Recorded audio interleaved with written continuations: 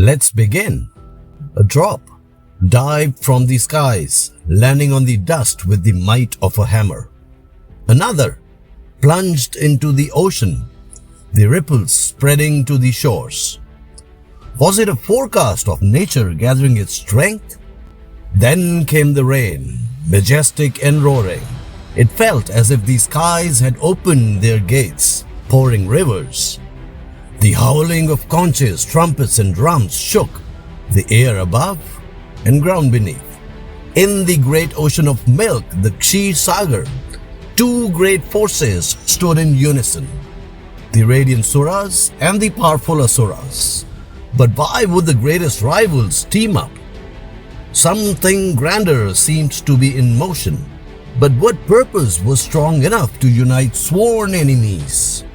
Well, the collective goal was to obtain the Amrit, the nectar of immortality. It was the fruit of the churning. Deathlessness seems to be a deep desire since the dawn of existence. The churning had begun, and the first produce to emerge from the depths of the Sagar was not nectar, but Halahal, a poison so mortal that a single drop could wipe out all life from this loka. An electric fear ran through the armies of gods and demons. The law of ocean was inflexible, the kind of modern conditions apply. Each yield that came out had to be owned before the next could line up. Now, no ordinary being could consume the pot of Halahal.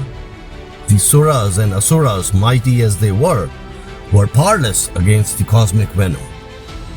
Eye to eye they stood in silence, each searching the other for a solution, yet finding none. In that moment, even the universe seemed to hold its breath. Then from the shadows appeared a figure. He was not a warrior, not a king, not a protector of one side or the other.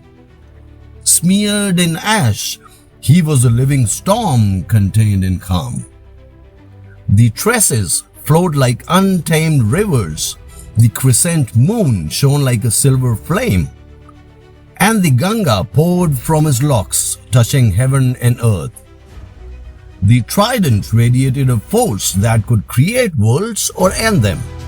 He was the Shiva, the life that awakens, the death that transforms, and the cosmic energy that binds all existence. Everyone's eyes lit up, and the breath that had held for ages finally escaped. And only he could ensure that the churning of the ocean would yield its ultimate reward, the elixir of immortality. Every step of Shiva was measured, filled with a quiet power that vibrated from the peaks to the troughs. All eyes fixed on the pot of Halahal, the first eruption, encircling with a darkness so thick it seemed to vacuum the light around it. The humble Shiva leaned and lifted the pot to his mouth. Eyes popped and jaws dropped, as if the universe had pushed the pause button. As the toxic Halahal touched Shiva's lips, the enraged waves suddenly became witnesses. The poison burned like 1,000 suns, coiling its fire throughout his body. Yet Shiva stood as a mountain. Slowly, the Halahal gravitated, leaving trails of smoke and fire in its path, yet meeting no resistance from the stillness within. Finally, it settled in Shiva's throat, a blue mark glowing against his skin. The venom stays there, suspended. It harms no one, it rules no one. It simply is. And that, right there, is our first lesson. Why would the mightiest of gods drink poison? To boast? No. Had Shiva let the venom rise to his mind, it would have corrupted his thoughts. Had the Halahal traveled to his torso, it would have diseased his body. Therefore, he contains it in his throat. So, The first message is acceptance. Acceptance is what turns pain into power. It does not erase the hurt, but it helps us rise above it with strength and clarity. How we respond defines what we become. And the same is true for the words we choose.